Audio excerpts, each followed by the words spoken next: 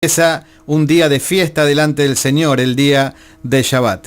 Usted nos está escuchando desde www.olivonatural.org y desde esa misma página recuerde que usted puede buscar el chat y mandar saludos, hacer preguntas, siempre por supuesto con respecto a los temas que se van a estar tocando, y para nosotros sería una alegría que usted se comunique a través de este medio para poder saludarle en vivo y saber que todo esto que estamos haciendo es de bendición para su vida. Ya nos están escuchando desde San José, California, y desde San Luis, en Missouri. Un fuerte abrazo para todos nuestros amigos y hermanos que nos están escuchando desde allí, y también, por supuesto, desde la ciudad de Hialeah. Hoy el tiempo está muy caluroso, unos 85 grados, está nublado, con una sensación térmica de 95 grados. Pero aquí estamos para compartir con ustedes nuestro programa Café en el Reino. Como siempre, el agradecimiento a David, que está en los controles y la puesta en el aire de este programa, Vanessa Pérez, que está en la cámara y atendiendo el chat, y como cada jueves, el rabino William Ferrer, que nos acompaña en esta mesa de trabajo, donde vamos a tener juntamente la charla de café y algunos comentarios. Así que, dicho sea de paso, lo saludamos, rabino. ¿Cómo está? Bienvenido. Gracias, Richard. Es una bendición siempre estar aquí como cada jueves, compartiendo contigo y con la audiencia aquí en los Estados Unidos y fuera de los Estados Unidos, que se conectan a través de estos medios. Muy bien, siempre a las corridas, ¿no? Sí. Así es la vida acá en Miami. Sí. ¿Qué va a hacer? Y el rabinato, que no tampoco nos deja mucho tiempo para ir con tranquilidad. No es tarea fácil, ¿no? No. Pero bueno, fue la voluntad del Eterno. Sí, parece que sí. No se puede eludir ese tipo de cosas. Sí, no, eso ya eso es otra cosa. Así pero que sí deja de ser un poco, sí es un poco complicado. El ser papá, el ser esposo, el ser rabino, el atender una congregación y ser presidente de un concilio, tener amigos, que también los tengo. Y encima venezolano. Y sí, imagínense. Bueno, nadie es perfecto. Ok, bueno, por todas esas cosas que usted nombró, le agradecemos mucho que aún pueda estar con nosotros. Y entrando a términos y comentarios tal vez más personales, ¿cómo está su mamá? Mami, gracias al Eterno, está estable, Gloria a Dios. está tranquila. El problema es que no se consiguen medicamentos por la situación política del país, pero ella tiene una condición que es para toda la vida, pero pudo superar esa situación del fin de semana. Saliendo del Shabbat me llamaron como a las 10 de la noche y me dieron la noticia, y fue un momento muy crítico para mi vida. Claro, claro. Pero el Eterno escuchó mis tefilot, mis oraciones, y Baruch Hashem ya está en casa. Y las de todos nosotros, así que estamos más que contentos de que ya esté en su casa nuevamente. Amén. Así que prontita, como prontitos nosotros, para festejar otro Rosh Hashanah. Sí, estamos ya la semana que viene, tenemos Año Nuevo. O sea que el jueves tal vez no tengamos el programa. Es posible que no lo tengamos, por lo menos yo voy a estar ocupado el miércoles. Vamos a la apertura, vamos a tener el servicio sinagogal, la apertura en la sinagoga. Pero vamos ya a estar celebrando el año 5775, desde que hay cómputo en el judaísmo. Y también no solamente vamos a estar celebrando, porque a veces se le da más énfasis al año nuevo, y se olvida la fiesta bíblica, que es estamos también celebrando la fiesta de Yom Teruah, la fiesta del toque del cuerno del shofar con este sonido peculiar, que es la Teruah, que es el que llama a despertar a las personas, a prepararse, porque 10 días después viene Yom Kippur. Ahí vamos a entrar después un poquito en un segmento que yo le llamé para saber más, y vamos justamente a hablar un poco más extenso, unos minutos más, acerca de esta fiesta tan importante que es para todos nosotros.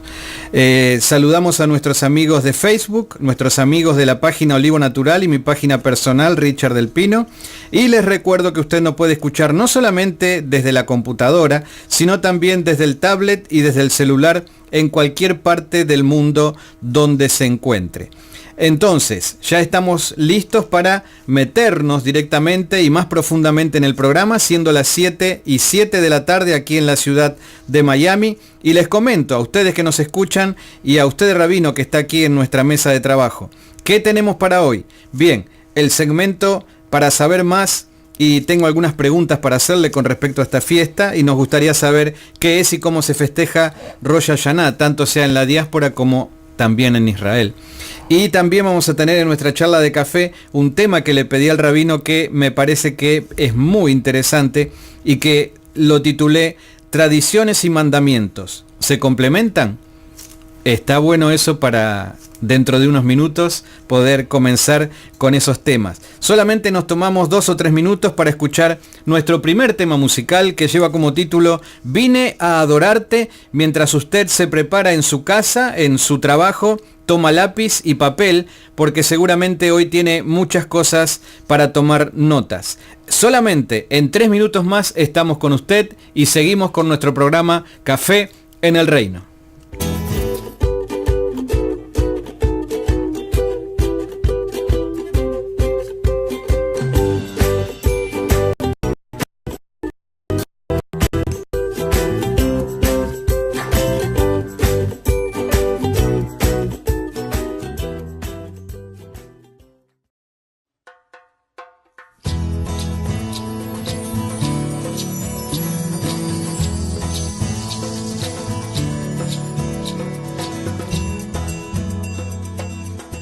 Hola amigos, ¿cómo están? Queremos invitarlos a compartir unas noches de café con nosotros. Junto a invitados especiales podremos profundizar aún más en el fascinante mundo de las escrituras. Entre música, comentarios y opiniones, haremos un recorrido por la historia y las raíces hebreas de la fe. Todo esto por el simple hecho de crecer más en el conocimiento de la palabra de Dios. Acompáñenos todos los lunes y jueves a las 7 p.m. en nuestro programa Café en el Reino. Por aquí, por olivonatural.org. Los esperamos.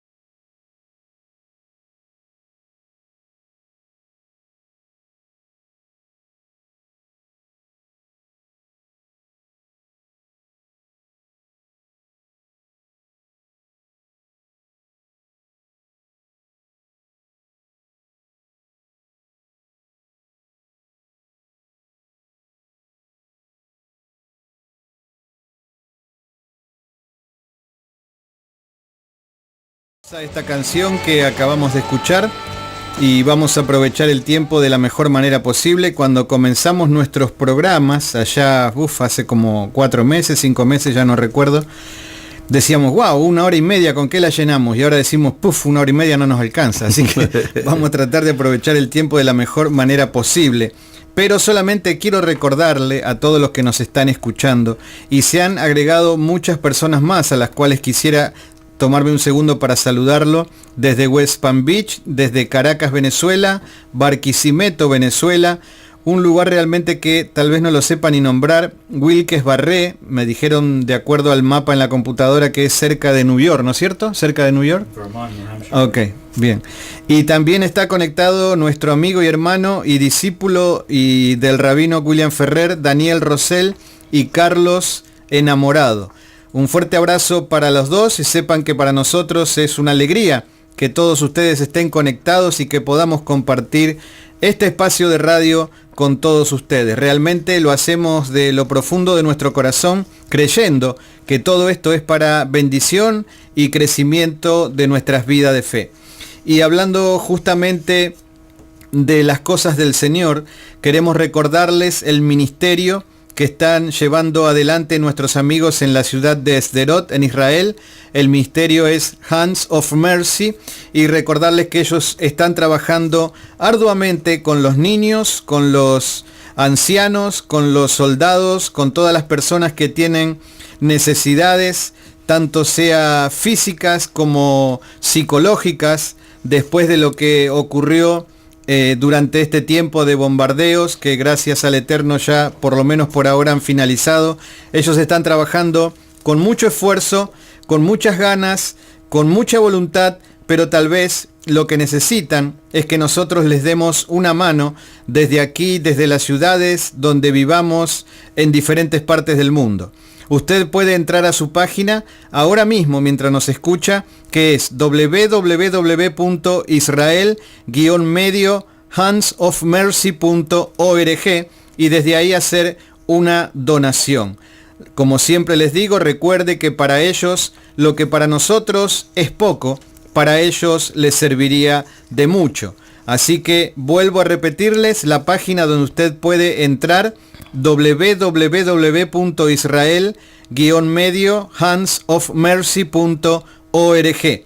Esperamos que usted pueda sentir en su corazón el deseo de colaborar con estos muchachos que están trabajando tan fuertemente allí en Israel. ¿Puedo añadirle algo, hermano Richard? Los hermanos que entren a la página de Hands of Mercy, allí ellos tienen una sección de ventas donde venden algunos articulitos que los hacen con personas que se quedan sin trabajo en Israel por la cuestión de los bombardeos y que la fábrica no pueden ir.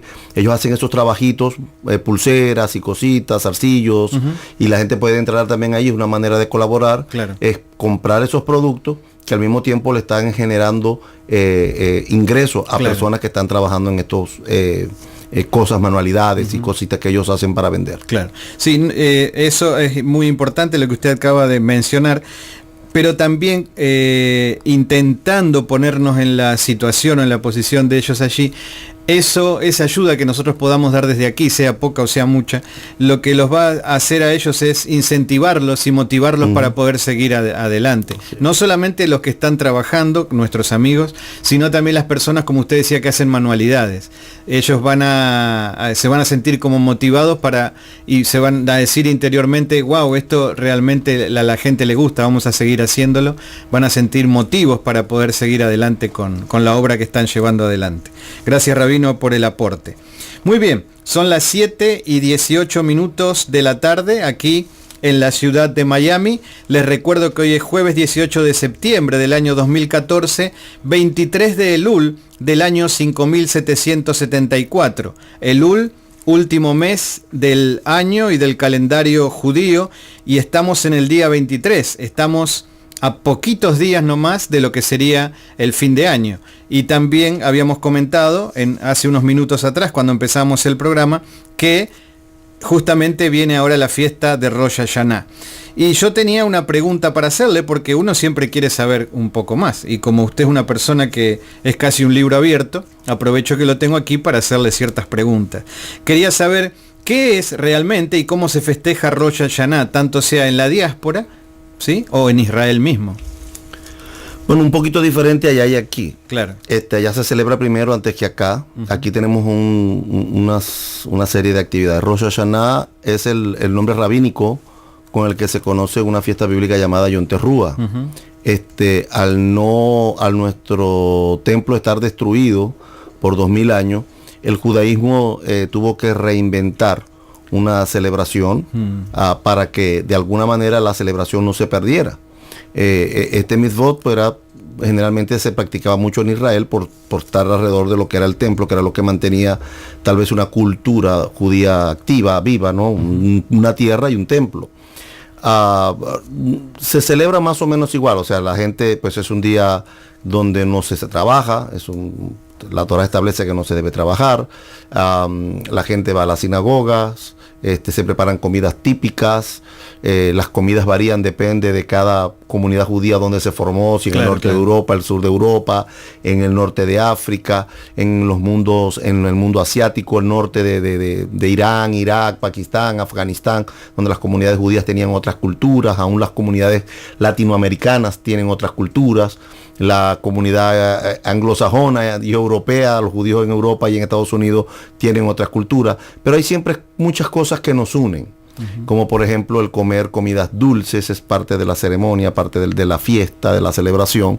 Como en algunos lugares se comen manzanas, en países como Cuba, donde no hay manzana, la gente que ni conoce una manzana, pues comen guayabas con miel. O sea, todo es adaptable, claro. Porque son tradiciones que se van formando en base a la situación. La gente va al servicio sinagogal, es un servicio que dentro de algunas comunidades judías la fiesta del Año Nuevo es vista como un Yom Kippur pequeño, una preparación para luego al Yom Kippur grande, pero todo eso son formas que se fueron estableciendo con los siglos y cada grupo estableció una forma establecida, porque el judaísmo, siempre lo decimos, el judaísmo no es ortodoxo, el judaísmo no es reformado, el judaísmo no es conservador, el judaísmo tiene unas gamas de colores dentro del judaísmo y cada grupo lo celebra con muchas cosas en común, pero también con muchas cosas diferentes, tanto los que están en Eretz Israel como los que estamos en la diáspora. Los que estamos en la diáspora, pues de alguna manera pues tenemos otra forma de comer, de cantar, de celebrar. Entonces para muchos el miércoles en la noche, que es cuando empieza la festividad, simplemente va a ser un día de otra fiesta más al año. Para otros tendrán una convención mucho más interna, donde se prepararán para luego el Yom Kippur 10 días después. Para otros tendrá una celebración civil de recordar el Happy New Year, el Happy Año Nuevo. Pero hay mucho sentimiento. La realidad es que todo judío, en donde quiera que esté, en el nivel espiritual que esté, en la denominación dentro del judaísmo que se encuentre, el Año Nuevo, Rosh Hashanah, llega a ser parte de su vida, y ya bien sea culturalmente o por un cumplimiento bíblico en la Torah, pues vamos a celebrar todos la festividad muy variada. ¿Esta es una fiesta convocada por el Eterno? Correcto, es una fiesta convocada por el Eterno. Y el sentido de la fiesta la Torah no lo explica. O sea, la Torah no dice, haz esto como la fiesta de Shavuot. La fiesta de Shavuot era una fiesta agrícola que tenía que ver con la recolección del trigo y la cebada. Claro. Entonces se pasaban 50 días recolectando, y al terminar la fiesta terminaban con un día festivo, no el día 50, donde se llevaban la gavilla, el homer, y se llevaba y se presentaba, y había una serie de cánticos y de presentaciones por la cosecha recogida. Que recoger la cosecha implicaba que el Eterno había bendecido la tierra, que había mandado la lluvia a su tiempo, la lluvia temprana, y luego la tardía para que el trigo madurara y poder cosechar. Pero en Rosh Hashanah, que es el término rabínico, porque cuando usted busca Rosh Hashanah en la Torah no está, no existe, solamente aparece una sola vez y no tiene nada que ver la palabra Rosh Hashanah con la celebración. Entonces es un término rabínico con el que se le estableció esta festividad. La Biblia le llama específicamente Yom Teruah.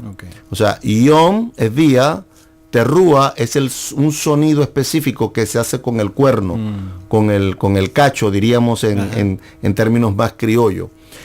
Ese sonido, esa Teruah, es un sonido específico donde Dios con ese sonido pues reúne al pueblo.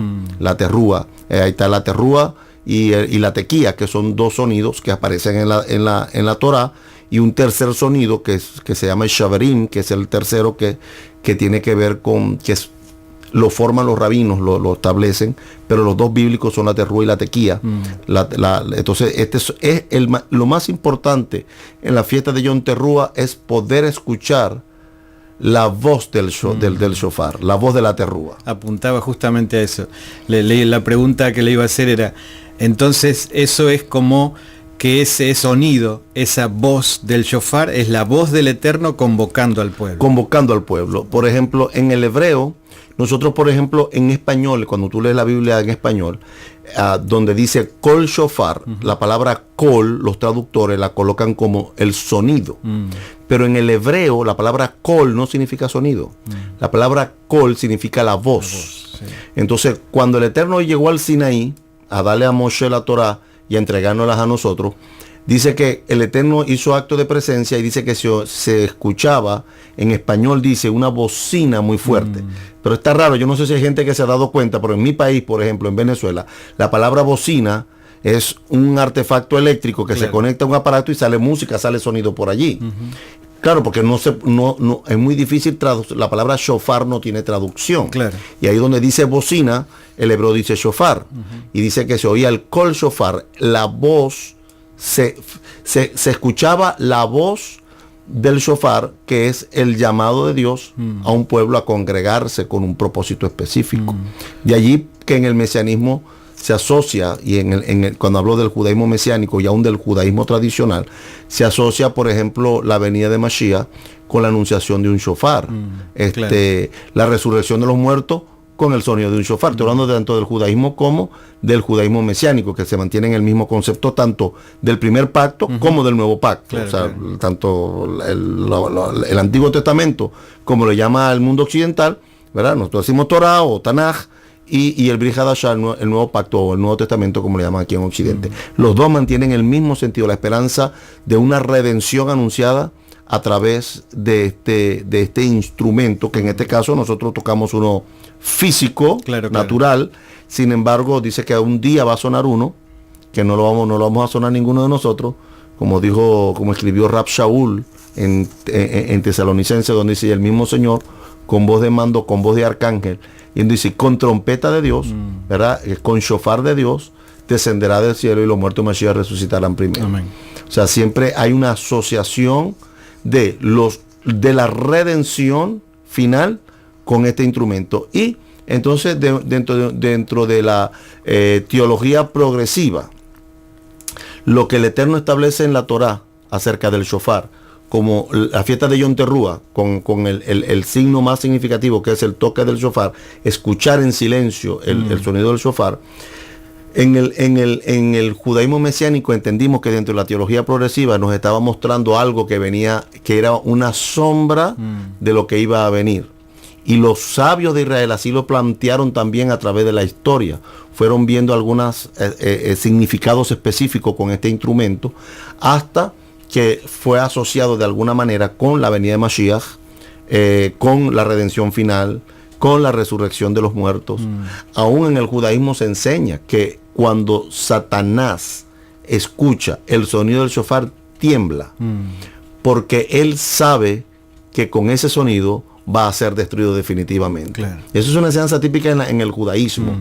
Entonces, toda esa gama de escuelas, de opiniones, de conceptos que se fueron manejando a través del tiempo, de los siglos, dio una celebración que hoy para muchos simplemente es escuchar el sonido del shofar. Para nosotros los mesiánicos también sigue siendo el mismo objetivo, escuchar el sonido del shofar, pero con una visión mucho más amplia. O sea, poder ver que dentro de los escritos del Nuevo Pacto, Rab Shaul, el apóstol Pablo y todos los apóstoles hablaron de que Mashiach va a regresar, y que Mashiach va a regresar anunciado por una terrúa, por un shofar que va a sonar, y ese sonido va a ser tan poderoso que los muertos que murieron esperando la redención de Mashiach resuciten, y los que estemos vivos seremos transformados en un abrir y cerrar de ojos para ver al Maestro cuando venga en las nubes como fue llevado, pues así mismo vendrá. Amén. Hay algo sumamente interesante que ocurre en Rosh Hashanah. En una página judía estuve buscando algunas cosas para que tenían referencia a esto para poder tener esta charla con usted. Y dice que Rosh Hashanah enfatiza la especial relación de Dios con la humanidad. Mi pregunta viene entonces a colación de esto.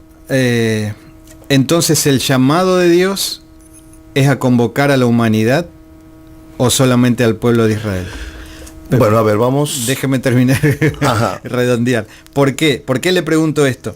Porque dice que cada año, en esta fiesta, todos los habitantes del mundo pasan ante Dios como si fueran un rebaño de ovejas. Y ahí se decreta, la corte celestial decreta, quién vivirá y quién morirá. Está hablando de toda la humanidad. ¿Quién se empobrecerá y quién se enriquecerá? ¿Y quién caerá y quién se levantará? Y dice, pero es también el día de que proclamamos a Dios Rey del Universo. Sí, es dentro de la tradición rabínica. Se establece que en Yom Teruah es el día donde el Eterno pesa las actitudes, o empieza a pesar las actitudes, nos da 10 días de Teshuvah, 3 días de volvernos a Él, que es desde Yom Teruah hasta Yom Kippur. En Yom Kippur se sella definitivamente el edicto de quién muere, quién vive, quién se enriquece, quién se empobrece, quién tiene, todo está sellado. Si tú me preguntas a mí, ¿cuál es la base bíblica? No tengo ninguna. Claro. Entonces la tradición, la que formula esta posición, y nosotros pues también de alguna manera consideramos que no contradice la Torá. Claro. Porque sí es bíblico, sí podemos demostrar bíblicamente que el Eterno es Rey. Amén. Entonces eso cualquier persona lo puede entender. Entonces, en las fiestas, en la fiesta de Yom Teruah, o la fiesta de lo que hoy conocemos como Rosh Hashanah, el judaísmo proclama que Dios es Rey del universo. O sea, ninguna oración, ninguna fórmula de oración en el judaísmo dice Baruch atah Adonai Eloheinu melech Israel. O sea, bendito eres tu Señor, nuestro Dios, Rey de Israel. Ninguna. Todas las oraciones dicen Baruch atah Adonai Eloheinu melech haolam. Bendito eres tu Señor, nuestro Dios, Rey del universo. Interesante. Entonces, el concepto de Dios reinando a nivel universal es un concepto basado en los profetas. Cuando dicen aquel día el Señor será uno y uno su nombre, el resto de las naciones buscarán al Señor, y 10 hombres de los gentiles de las naciones tomarán el manto de un judío y dirán subamos con ellos. O sea, el judaísmo siempre ha tenido el concepto de una universalidad, pero no ahora, sino cuando Mashiach venga. Nosotros tenemos un concepto de universalidad porque ya Mashiach vino, ¿no? Pero ellos no ven la universalidad ahora, no la aceptan, dicen que no. Es curioso, siempre lo digo, que hay gente que se enamora del judaísmo sin conocer al judaísmo. Básicamente creemos lo mismo. Sí, lo que pasa es que uno estamos adelantados y unos están todavía un poco atrasados. Pero nosotros creemos en la universalidad porque ya Mashiach para nosotros vino y sabemos que es Yeshua. Y ellos no creen que es. Entonces lo que ya nosotros estamos proclamando y trayendo hasta que Mashiach venga, como Mashiach ben David, a sentarse y a entronarse, ellos están esperando que venga para final del tiempo o algo por el. Entonces ese concepto de que Dios es Rey, eso es bíblico. Ahora, que pesa a las naciones, yo no te puedo dar un texto bíblico para aprobártelo. Pero dentro de nuestra tradición, también nosotros, por lo menos en nuestra organización, creemos igual, mantenemos la tradición, porque no contradice. O sea, la Torah dice que Hashem es el Dios de los espíritus de toda carne. Lo rezamos cada vez en la midá, que Él es el que da la vida y el que la quita. O sea, que Él es el que bendice la obra de las manos de cualquiera, que Dios bendice al dador. O sea, hay cosas que pasan en el año donde la persona termina en el judaísmo y en el judaísmo mesiánico, terminamos reconociendo que Dios es soberano y hace lo que Él quiere, como Él quiere en la vida de nosotros. Y cuando algo pasa, podemos decir lo que dijo Rab Shaul, más a los que aman al Eterno, todas las cosas les ayudan para bien, a los que conforme a su propósito son llamados. Cuando yo entiendo que un familiar se va, tengo que entender que ya Dios lo determinó.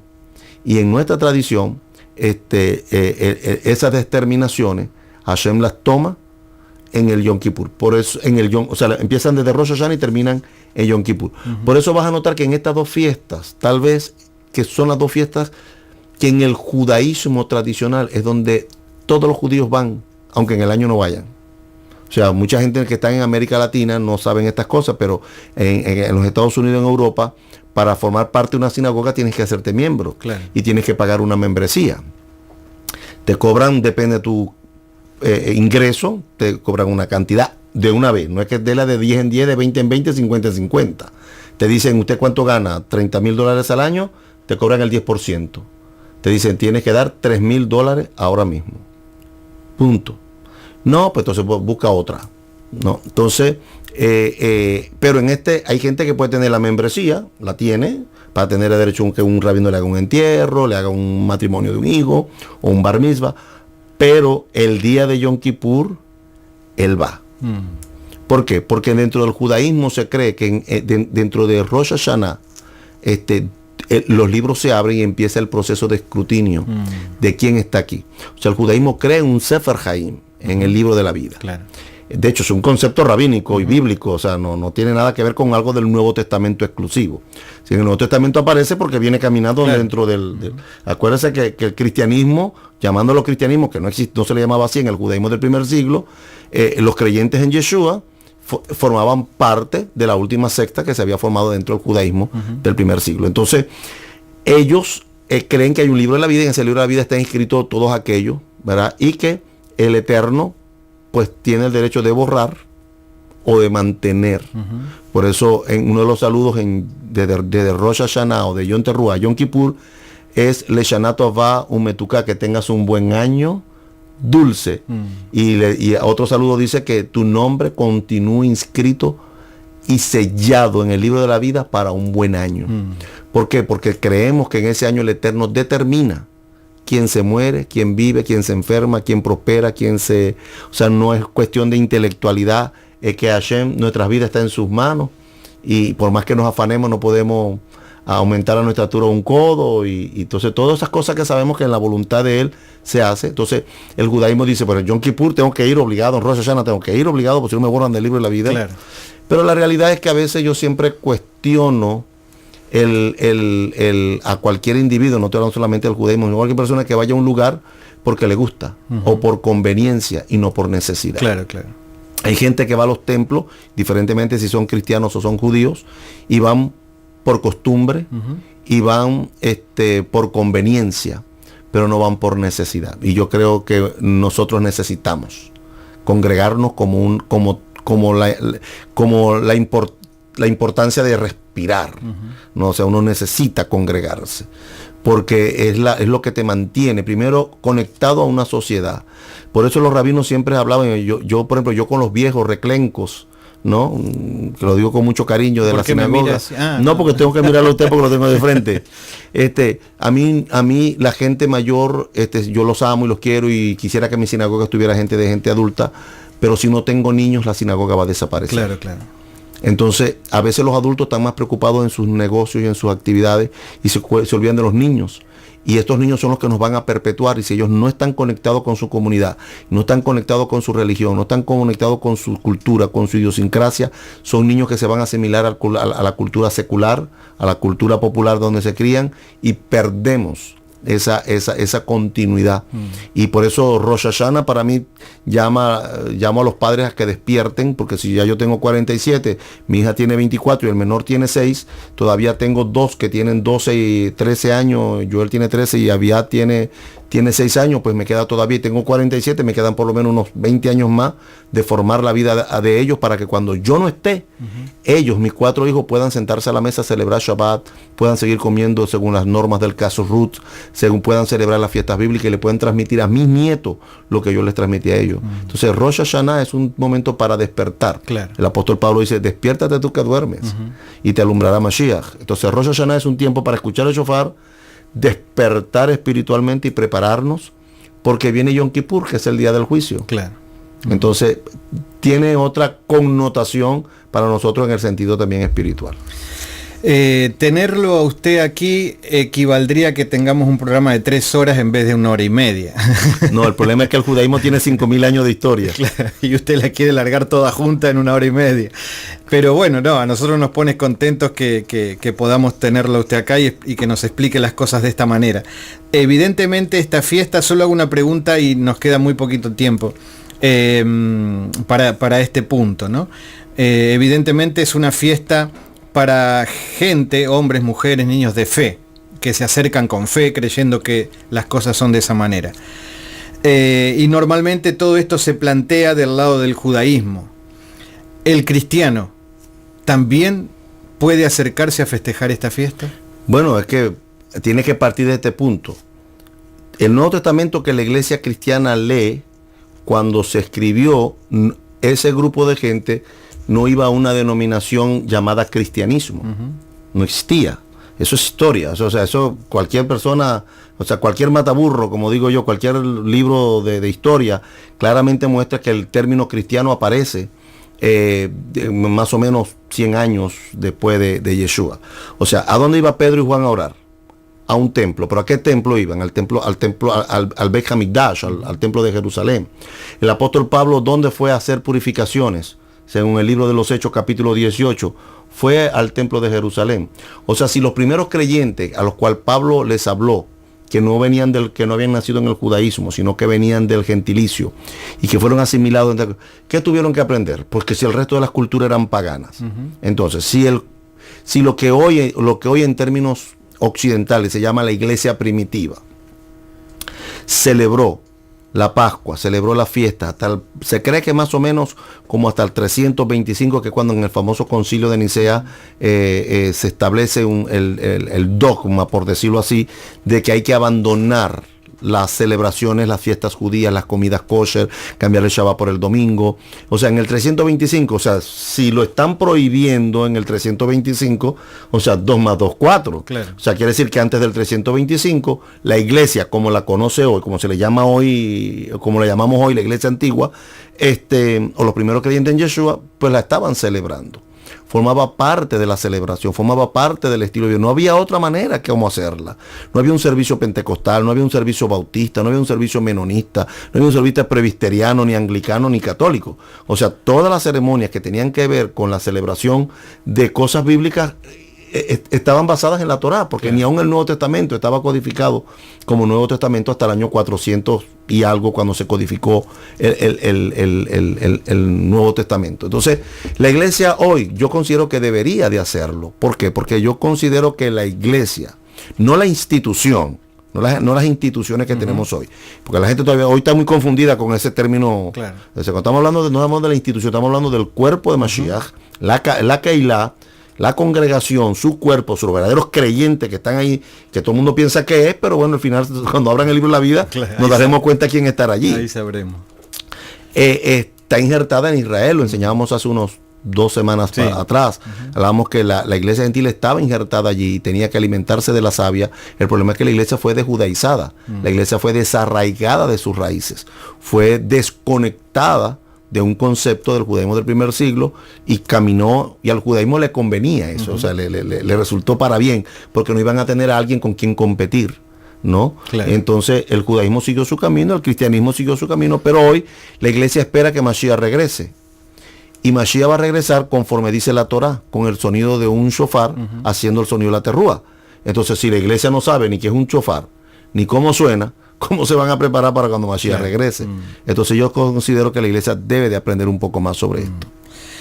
De acuerdo al libro de Romanos, lo que el apóstol Pablo le escribió a los romanos, esto sería parte de la rica savia del olivo, de la cual nos tendríamos que alimentar. Correcto. Les recuerdo que usted está conectado a olivonatural.org y que respecto a este tema que está tocando el rabino William Ferrer y el que tocaremos ahora en unos minutos más, usted puede chatear con nosotros y estar en vivo conectado y nosotros responderle desde aquí, desde nuestro micrófono, si lo haríamos con todo gusto. Son las 7 de la tarde, 43 minutos, aquí en la ciudad de Miami. Seguimos desde Ministerio Olivo Natural y en nuestro programa Café en el Reino. Compartimos ahora un tema musical más de Marcos Witt y enseguida estamos con ustedes para proseguir con este programa, porque el rabino estuvo hablando en muchas oportunidades, cuando le estuvimos escuchando hace minutos atrás, acerca de las tradiciones. Y ahí vamos a entrar en unos minutos más. Tradiciones y mandamientos. ¿Se complementan? No se mueva. En minutos seguimos en Café en el Reino.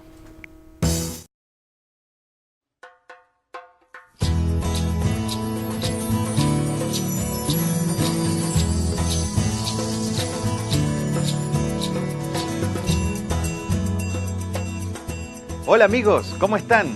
Queremos invitarlos a compartir unas noches de café con nosotros. Junto a invitados especiales podremos profundizar aún más en el fascinante mundo de las Escrituras. Entre música, comentarios y opiniones, haremos un recorrido por la historia y las raíces hebreas de la fe. Todo esto por el simple hecho de crecer más en el conocimiento de la palabra de Dios. Acompáñenos todos los lunes y jueves a las 7 p.m. en nuestro programa Café en el Reino. Por aquí, por olivonatural.org. Los esperamos.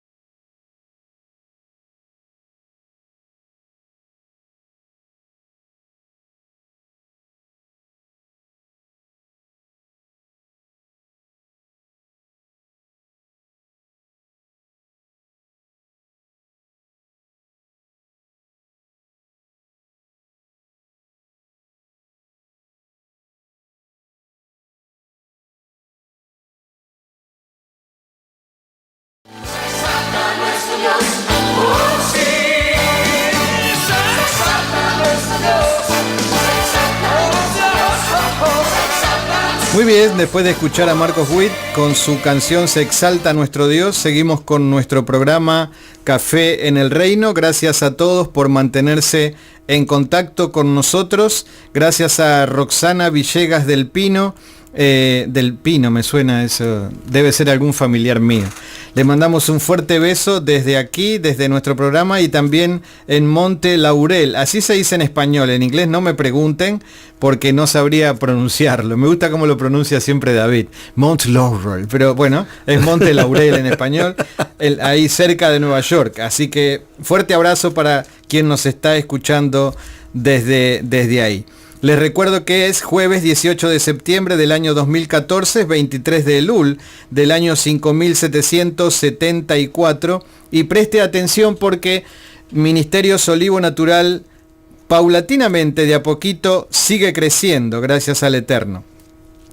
Quiero comentarles que si usted no tuvo oportunidad o no la va a tener, porque tal vez tenga que salir en este momento, de escuchar todo el programa, mañana en nuestro canal de YouTube, el canal de Olivo Natural, estaremos poniendo este programa para que usted lo pueda tanto escuchar o tal vez bajarlo para escucharlo en cualquier momento que usted quiera.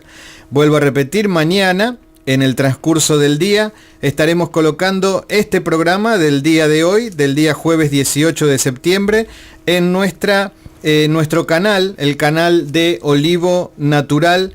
Ahí podrá escuchar totalmente este programa nuevamente y tendrá la posibilidad también de, si usted quiere, compartirlo con sus amigos, con su familia, si quiere tomar nota, porque ahí usted puede frenar el audio y tomar nota de las cosas. Creo que va a resultar bien interesante esta posibilidad de que un día después de los programas que tenemos los lunes y los jueves, usted tenga la posibilidad de estar escuchando una vez más el programa de Café en el Reino. Bien, seguimos adelante, son las 7:49 de la tarde, un tiempo bien interesante tenemos por delante para poder entrar en el tema que creo que es muy lindo. El tema de hoy en nuestra charla de café habla acerca de las tradiciones y los mandamientos y si estos se complementan. Usted, Rabino, se va a referir ahora justamente a eso, porque de este lado de aquí, de este lado de Occidente, lo que siempre tenemos nosotros o nos han enseñado o hemos aprendido es que justamente las tradiciones no se complementan, sino que por el contrario las tradiciones dentro del judaísmo son las que muchas veces separan de lo que son verdaderamente los mandamientos del Señor. Pero teniendo en perspectiva esto que le estoy diciendo, que es lo que siempre hemos aprendido, ahí yo es que le lanzo la pregunta, si realmente las tradiciones y los mandamientos se complementan o no.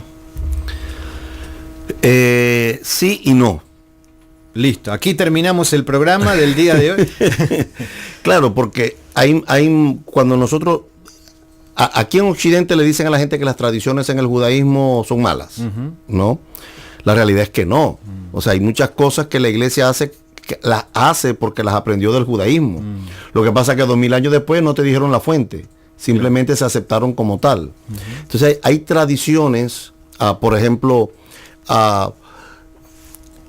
¿dónde nacen las tradiciones? ¿Con la tradición oral? Las tradiciones nacen con los pueblos. Okay. O sea, una tradición, a alguien se le ocurrió, qué sé yo, un día al año, decía, vamos a celebrar este día para celebrar el día de tomar café.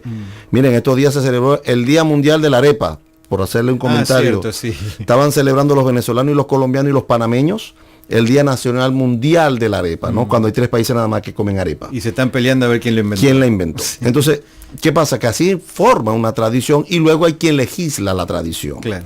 ¿Quién a la tradición le da una forma? El judaísmo no escapó a esto.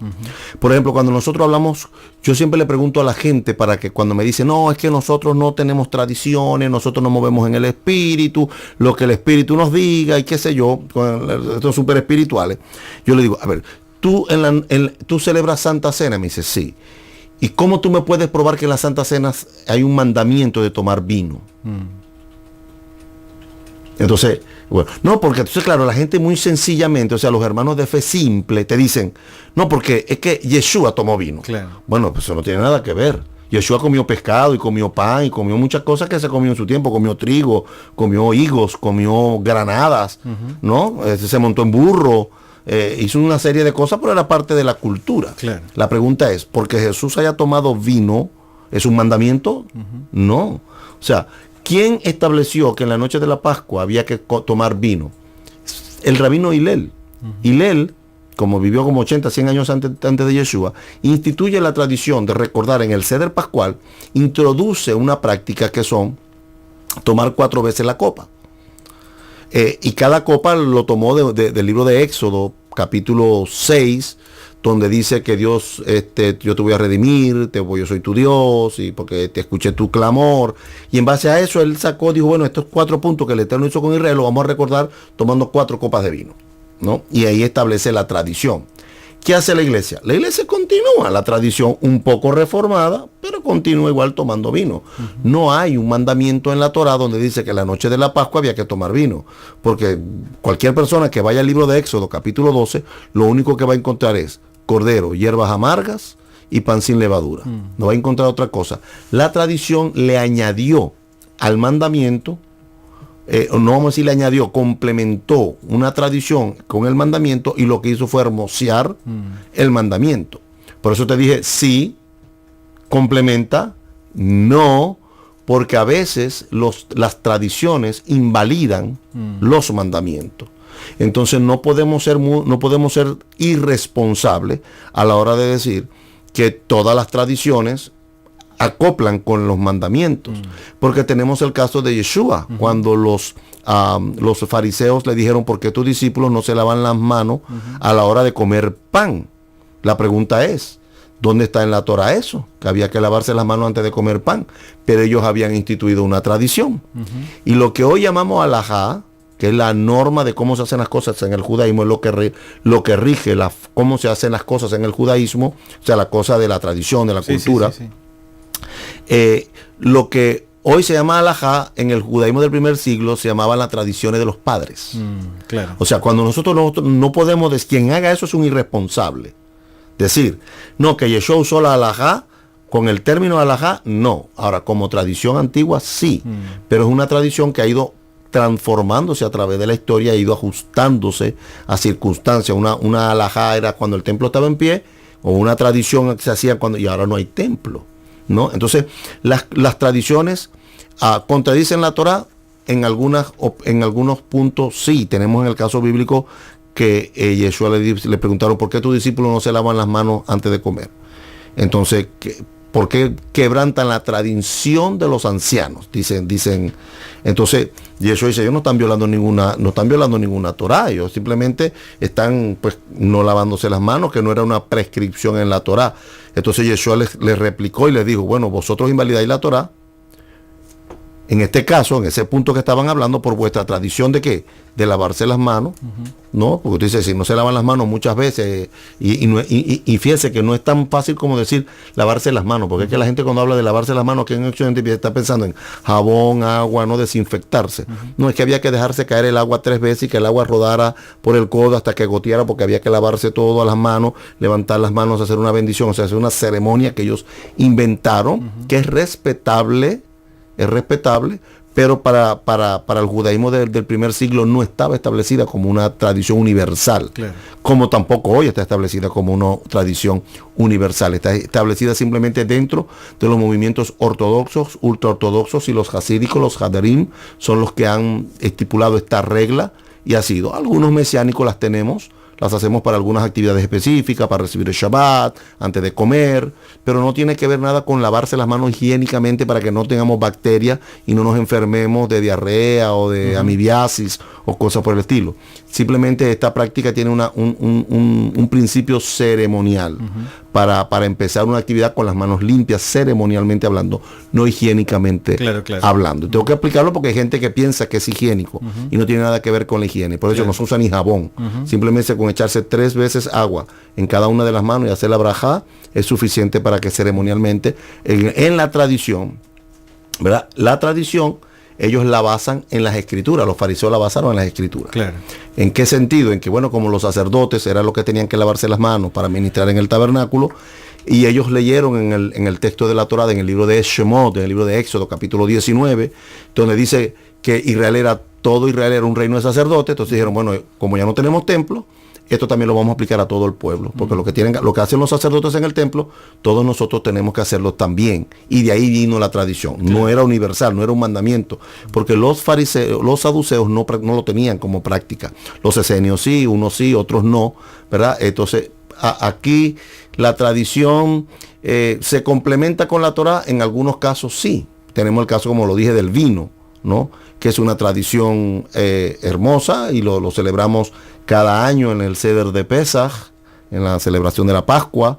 Recordamos la redención de Israel y recordamos la resurrección, la muerte y la resurrección de Mashiach, y lo recordamos tomando un vino. Ahora fíjate, Yeshua, que sabe que la institución de tomar vino en Pesaj no era un mandamiento, no era un mitzvot. Sin embargo, Yeshua no solamente respeta la tradición de Hillel, sino que la practica y utiliza una tradición para enseñar una verdad. O sea, dice, todas las veces, o sea, y tomando la copa, la copa que él no estaba en la Torá, es una institución bíblica, y él tomando la copa y dijo, esta es la copa de la redención del nuevo pacto en mi sangre. Todas las veces que beban esta copa, y ahí da el mandamiento. Entonces él instituye un mandamiento para recordar algo que en el judaísmo no se recuerda. O sea, que es, cada vez que tomes esta copa, dice, la muerte del Señor anunciáis hasta que yo regrese. Entonces, La celebración, que es una tradición, no es que complementa el mandamiento porque el mandamiento está explícito, sino que la tradición hermosea el mandamiento en una celebración. Pero que en algunos casos, en el judaísmo, dentro de cualquier línea dentro del judaísmo, puede llegarse muchas veces a violar el mandamiento inconscientemente. La fiesta Rosh Hashanah, por ejemplo, tiene una serie de tradiciones hermosas. Comemos manzana con miel, dátiles con miel, granadas y judías y qué sé yo. Agarramos una serie de comidas y cánticos y todo lo demás. Pero lo más importante de la celebración es poder escuchar el sonido del shofar.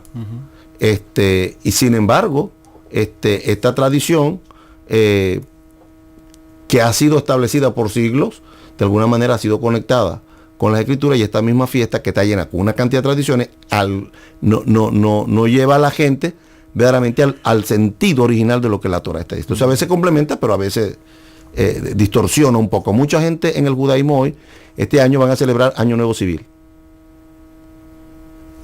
Porque Año Nuevo, Año Nuevo, Año Nuevo, Año Nuevo, pero nadie habla de Yom Teruah. Claro. En el judaísmo no se habla de Yom Teruah hoy. Se habla de Rosh Hashanah, de Año Nuevo, cabeza de año. Estamos en el 5775 y claro, van a la sinagoga, hacen la ceremonia y escuchan el shofar, pero ellos tienen su mente en un año nuevo, un año nuevo.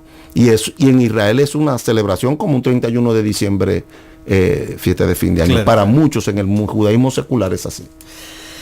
Las tradiciones, entendiendo que Israel tiene mucho pueblo en la diáspora, y si nos trasladamos al primer siglo o aún antes todavía, tomó más fuerza en la diáspora, o sea, cuando Israel lo llevaban cautivo, o cuando después que volvió mucho pueblo quedó también disperso, quedó en Babilonia, quedó en diferentes lugares, o sea, esas tradiciones tenían más fuerza, mantenían al pueblo más unido, lejos de su tierra. Bueno, tú eres uruguayo. Y a mucha honra. Y a mucha honra. Sin embargo, a lo mejor nunca en tu vida has defendido tu cultura como vivir en los Estados Unidos. O sea, por ejemplo, los argentinos toman mate, pero toman en las tardes. Pero yo he visto a los uruguayos con un termo debajo del brazo con su pava y su mate y andan en los autobuses aquí en los Estados Unidos, porque parece que cuando estás lejos de la tierra, como que se te despierta más ese sentimiento patriótico, nacionalista. Por ejemplo, mi hija llegó aquí cuando tenía 3 años. Mi hija tiene 24, o sea, se ha criado más aquí que en Venezuela. Claro. Sin embargo, cuando vamos a los estadios a ver los equipos de béisbol acá en los Estados Unidos, ella va, y si hay un jugador venezolano, ella se lleva una bandera venezolana. Y yo le digo a ella, pero muchacha, si todavía yo que soy venezolano y no lo hago. Pero ella como que siente que esa es la única conexión que ella tiene. Por eso aquí, por ejemplo, nos gusta que nuestros hijos hablen español. Te voy a hacer una comida venezolana y comemos en la casa con estilo venezolano. Porque eso de alguna manera tenemos como un cierto temor a que nuestros hijos pierdan esa conexión con esa tierra en la cual nosotros estamos. El judaísmo no escapó a esto. El judaísmo ha sido el pueblo más exiliado en el mundo. O sea, ha sido la nación donde más veces ha tenido que irse de su tierra. Y lo único que ha mantenido, lo que te mantiene como cultura unido son tus tradiciones. Por ejemplo, siempre lo digo con mucho respeto y lo digo con mucho cariño. La iglesia cristiana protestante no tiene tradiciones. No la tiene. La adopta del populismo latinoamericano. Por eso aquí en los Estados Unidos es muy típico pues que los latinoamericanos que llegaron aquí no traían cultura, eran protestantes, pero era otro tipo de protestante.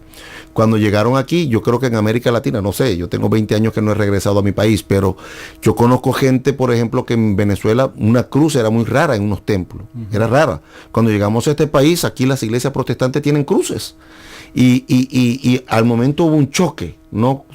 con estos símbolos que no eran muy comunes, no eran muy usados en el cristianismo protestante, porque de alguna manera quien más los usó fue el cristianismo católico. Y entonces para hacer ciertas separaciones, pero aquí es muy normal. Aquí todo llega a cualquier lugar y les hay de todos los tamaños, de todos los materiales. Claro. Entonces, las tradiciones, la iglesia protestante no tiene tradición y tiene que adoptarlas de este país. Y en América Latina pues hacen un híbrido, ¿verdad? Que no sabemos a qué se parece, entonces por eso terminamos siendo más caemos como antisociales por no hacer esto como allá o hacer esto como aquí o como popularmente se hace, porque no hay. Entonces, la tradición es lo que hace que una nación tenga una identidad. O sea, aparte de hay gente, no hay un país llamado protestantismo, no hay un país llamado cristianismo. Entonces, como no existe un país que se llame cristianismo o cristiano, no hay cultura. Entonces, adoptan las culturas de cada pueblo. Sin embargo, Israel tiene una tierra, tiene un idioma, tiene una idiosincrasia, tiene unos principios bíblicos, unos principios basados en Torá, tiene una larga historia de tradiciones que han surgido y otras han desaparecido, porque el judaísmo es evolutivo como cualquier otra religión o como cualquier otro idioma. Y eso es lo que ha mantenido en la diáspora, que se cree que hay alrededor de unos 20, 25 millones de judíos viviendo afuera de Israel, cuando en Israel solamente hay 7 millones. Es lo que mantiene viva la comunidad. O sea, el podernos sentar a la mesa a comer un Shabbat, el poder sentarnos en Hanukkah y darle regalo a nuestros hijos y encender las luces de la Hanukkía, a poder sentarnos en una fiesta de Yom Teruah o Rosh Hashanah y poderle dar manzana con miel a mis hijos, poderle dar dátiles, poderle darles a comer granadas, cosas que no comemos generalmente en el año. Entonces, la tradición te une como familia, sobre todo nosotros que tenemos un estilo de vida un poco contra la corriente, claro, de lo que todo el mundo hace, y es el único momento donde nosotros podemos defender y transmitir a nuestros hijos lo que nosotros queremos, y es la tradición la que nos ayuda. O sea, la Torá está allí, los mandamientos están allí, pero la tradición es la que te ayuda a fomentar, a solidificar esa fe en que tú quieres cuando la acompañas con una serie de tradiciones, y empiezas. Por ejemplo, yo tengo un amigo, un pastor bautista, que un día entendió que la Navidad era más una cosa comercial que una cosa bíblica, que Santa Claus es un producto de la Coca-Cola, que el árbol de Navidad vino de por allá de Finlandia, y cuando él entendió todo este proceso, le dijo a la iglesia que que él iba a respetar la individualidad de cada quien, pero que él desde ahora en adelante no iba a creer en eso, porque no tenía ningún sustento en la escritura, que era una práctica que no tiene nada que ver ni con el nacimiento. Bueno, y él planteó toda su escuela. Pero él me decía, pero no sé qué hacer. Y le dije, pues tienes una solución, porque la Torah es así. Tienes Hanukkah. Claro. Pues celebra Hanukkah. Claro.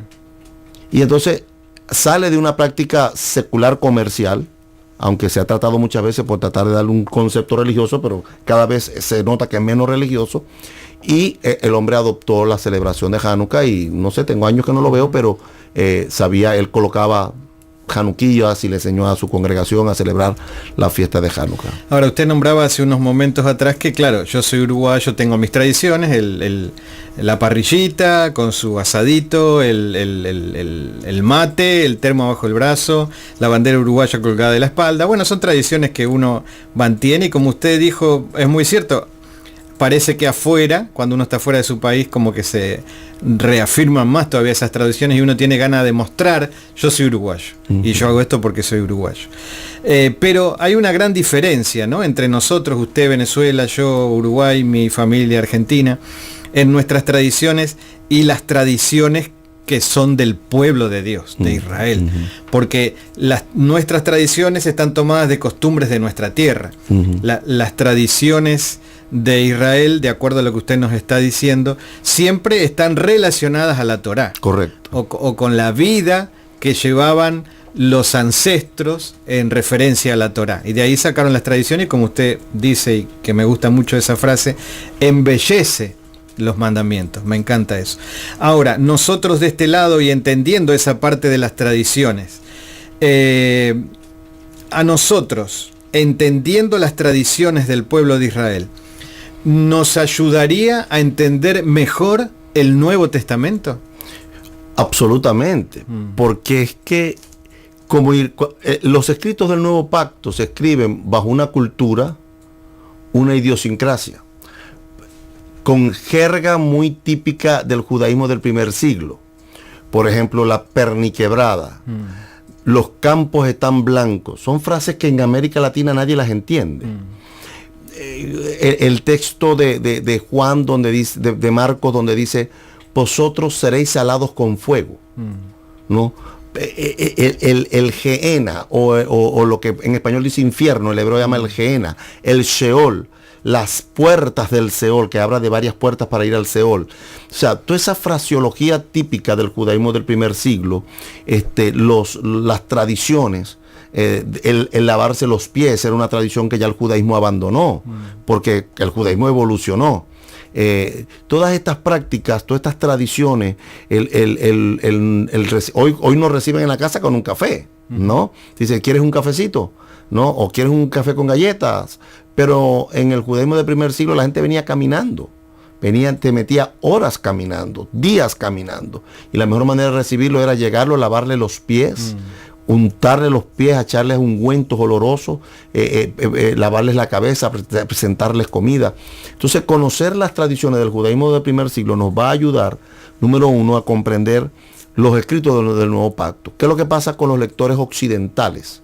Los de este lado del mundo, cuando leen el Nuevo Testamento, pues piensan que Pablo era venezolano, ¿no? Que Pedro era cubano, o que sé yo, o que Juan era nicaragüense, o que Jacobo era argentino.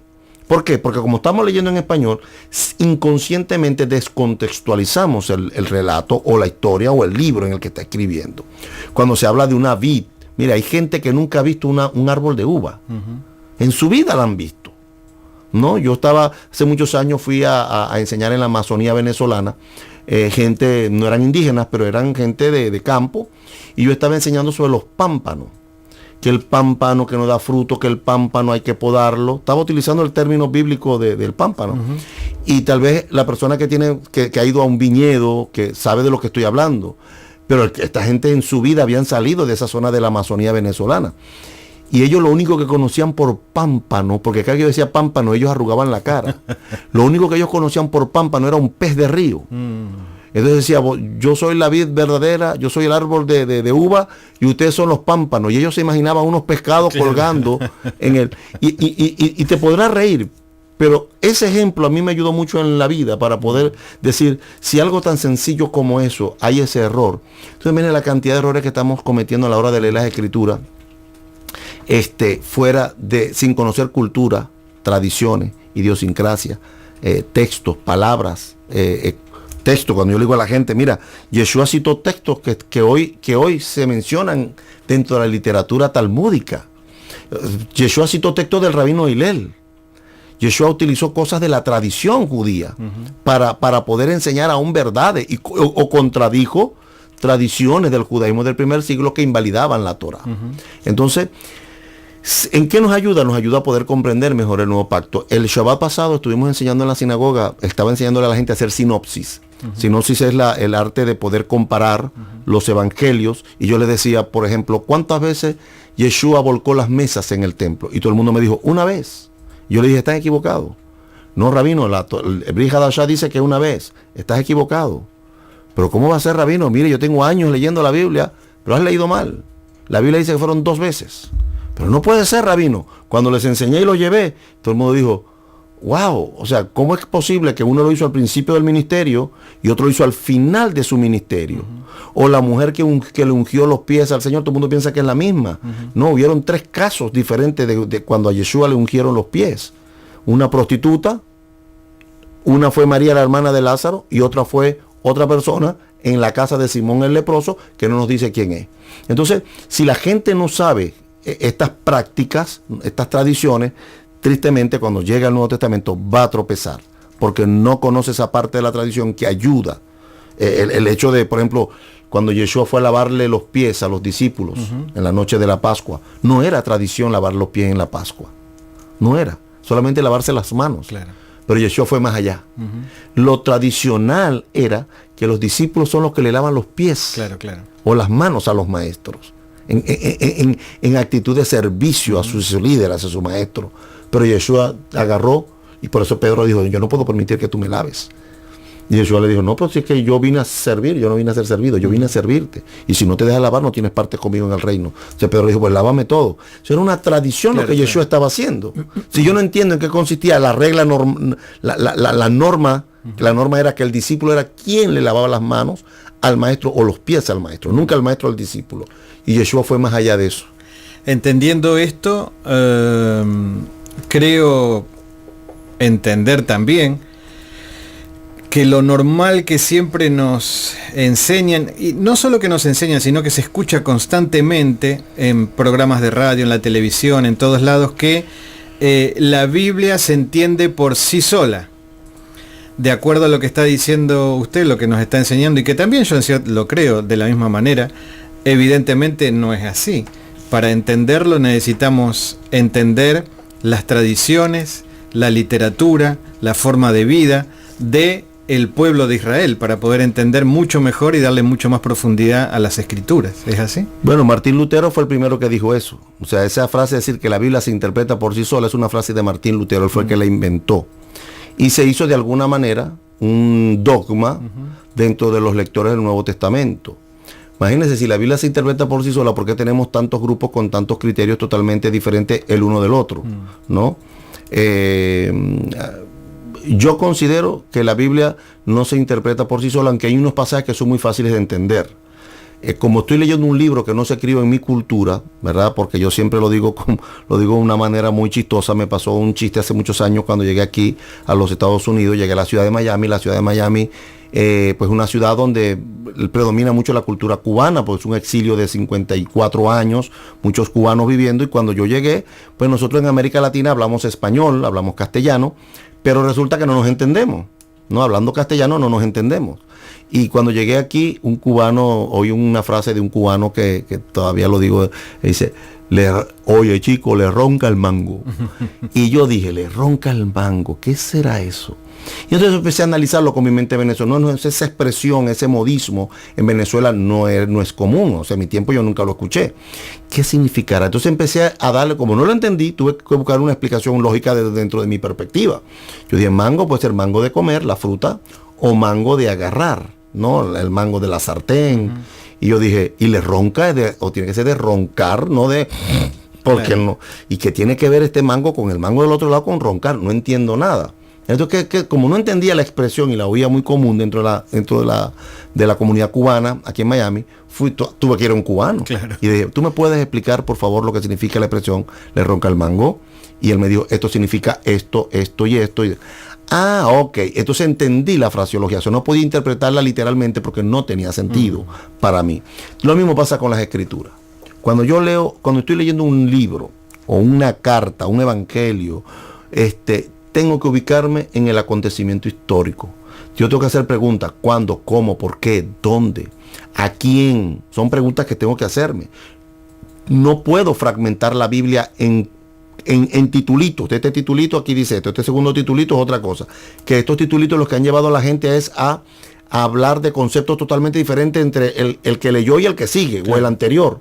No, porque te dice aquí la multiplicación de los panes y los peces, y donde termina hay otro título que yo soy de la sal de la tierra, y entonces como que son varios cuentecitos que te lo van pegando. Claro. Y no, y hay muchos relatos que tienen continuidad histórica, ¿no? Continuidad histórica. Un ejemplo, Mateo 5, que yo sé ese es el ejemplo que yo más utilizo. Mateo 5 dice que Yeshua subió al monte con sus discípulos. ¿Cuándo bajó del monte? En el capítulo 8, versículo 1 dice, y cuando Yeshua bajó del monte. O sea, los tres capítulos, 5, 6, 7 y el 8, versículo 1, dice que Yeshua estaba en un monte enseñando. Todo lo que está allí, Yeshua lo enseñó en el mismo monte. No se movió de allí.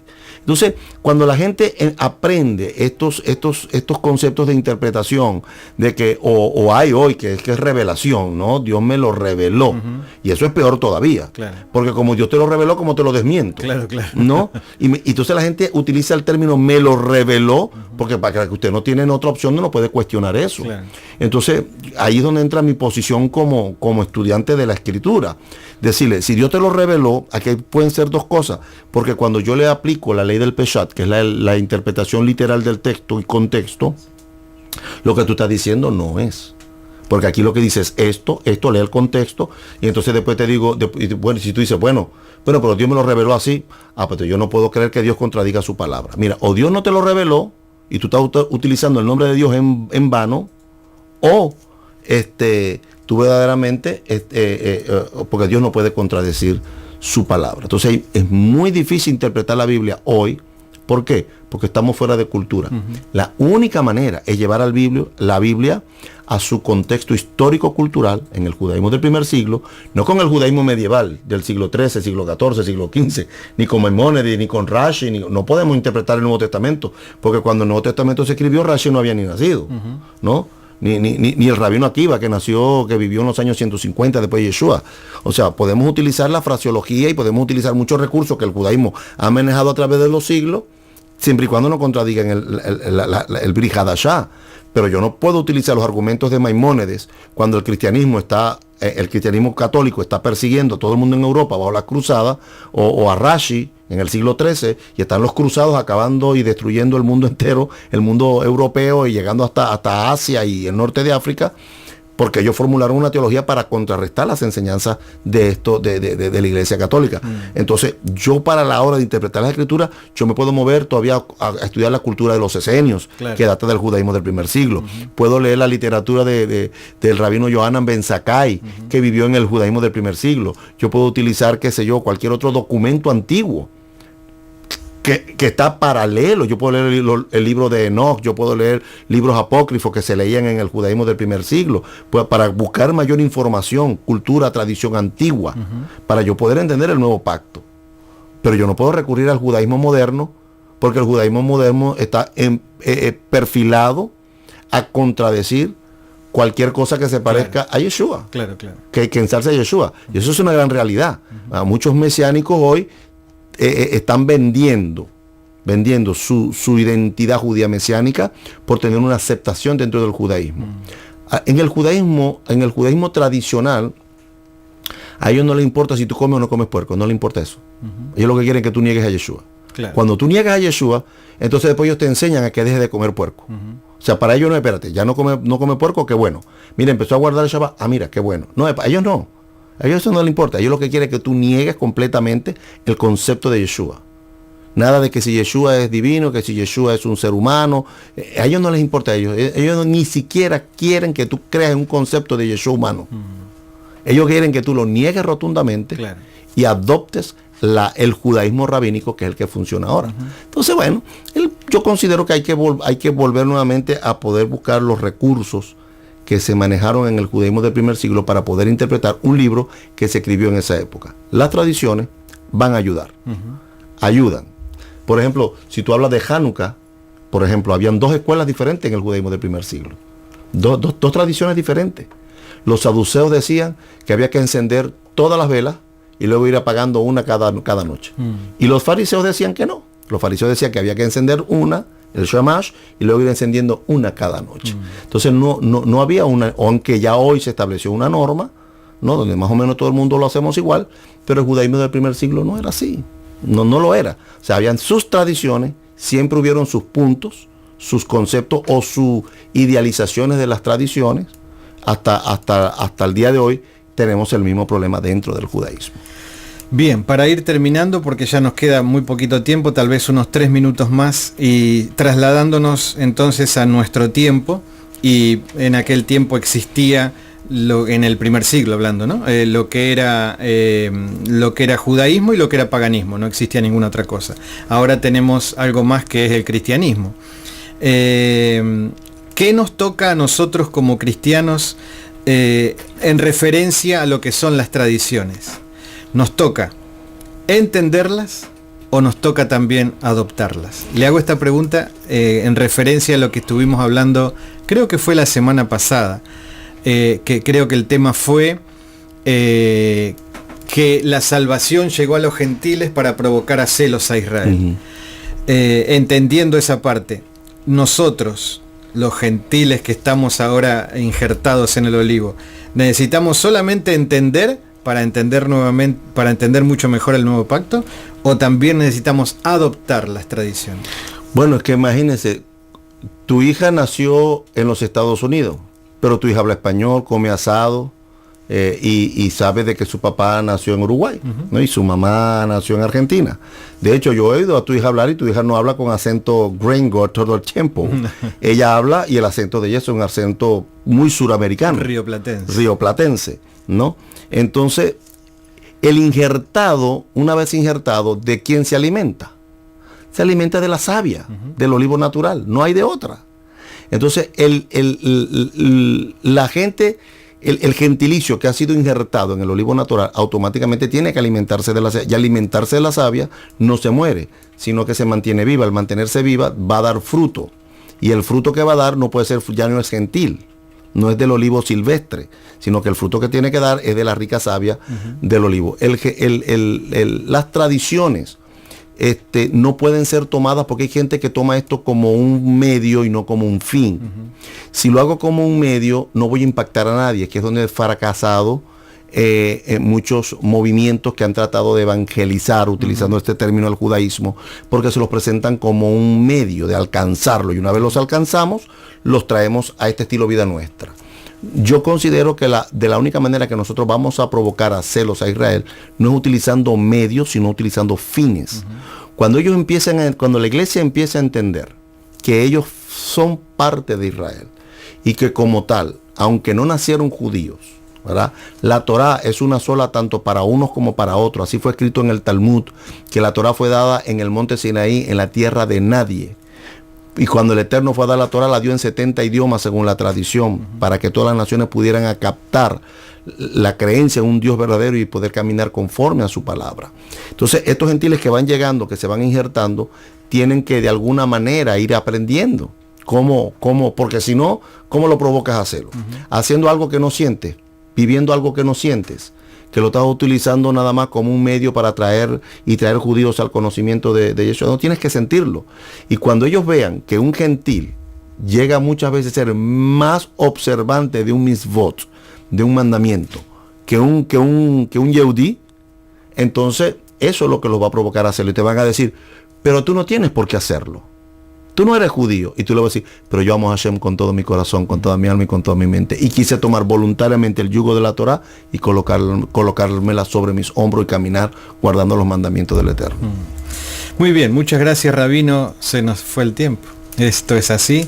Lamentablemente nos quedan solamente unos minutos más. Tal vez me anoté muchas preguntas más, se las voy a hacer después en privado, o sea que usted, si nos está escuchando, se va a perder de estas preguntas, pero esa es la bendición de tener al rabino aquí al lado nuestro.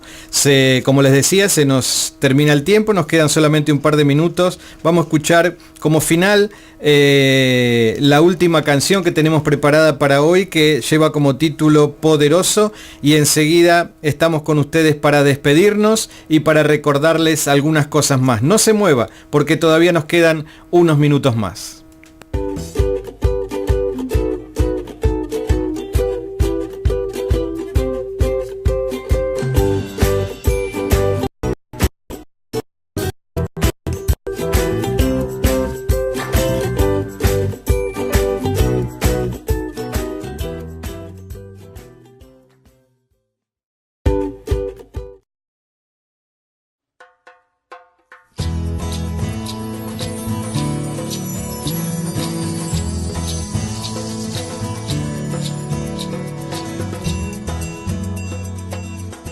Hola amigos, ¿cómo están? Queremos invitarlos a compartir unas noches de café con nosotros. Junto a invitados especiales podremos profundizar aún más en el fascinante mundo de las Escrituras. Entre música, comentarios y opiniones, haremos un recorrido por la historia y las raíces hebreas de la fe. Todo esto por el simple hecho de crecer más en el conocimiento de la palabra de Dios. Acompáñenos todos los lunes y jueves a las 7 p.m. en nuestro programa Café en el Reino. Por aquí, por olivonatural.org. Los esperamos.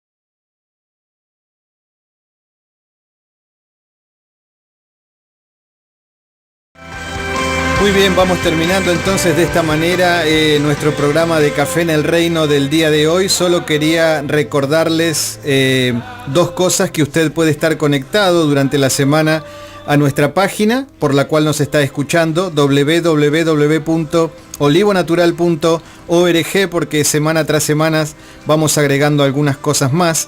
Pero también recordarles que a partir de mañana en nuestro canal de YouTube, usted entra a YouTube y nos busca como Olivo Natural, ahí va a poder también volver a escuchar completo el programa del día de hoy, acerca de tradiciones y mandamientos, se complementan. No pierda esta oportunidad, porque semana tras semana estaremos colocando en nuestro canal todos los programas que hacemos los días lunes con Patricia Ferrer y los días jueves con el rabino William Ferrer. Saludamos, que también nos muestra el mapa que están conectados nuestros hermanos y amigos de New York, de Washington DC, y la familia Pérez, Charlie Pérez, desde la ciudad de Stuart, aquí en la Florida. Bien, de esta manera damos por concluido el programa de hoy. Muchas gracias por estar conectados con nosotros. Es un placer muy grande saber que lo que estamos haciendo sirve para edificación de cada una de sus vidas. Y recuerde que el lunes próximo estaremos aquí a las 7 de la tarde, como siempre, para que podamos seguir adelante con este tipo de programas y podamos estar compartiendo entre nosotros un nuevo café en el reino. Feliz semana para todos, feliz fin de semana, feliz Shabbat, y nos volveremos a encontrar el próximo lunes a las 7 de la tarde para compartir desde olivonatural.org un nuevo café en el reino. Bendiciones para todos. Bye.